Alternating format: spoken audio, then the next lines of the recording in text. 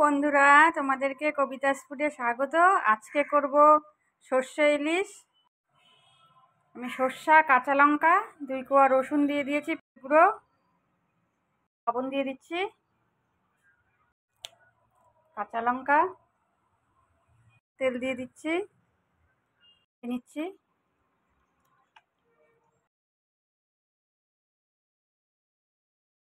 দিয়ে দিয়েছি সর্ষা তেল দিয়ে দিচ্ছি, কালো জিরা ফোড়ন দিয়ে দিচ্ছি, রাখা মাছটা দিয়ে দিব,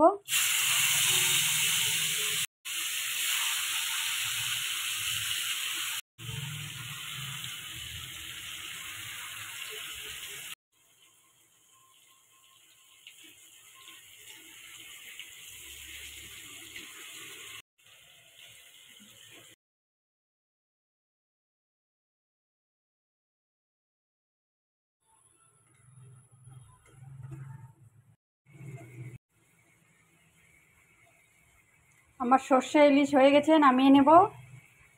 2 চামচ পরিমাণ সর্ষার তেল দিয়ে দিচ্ছি,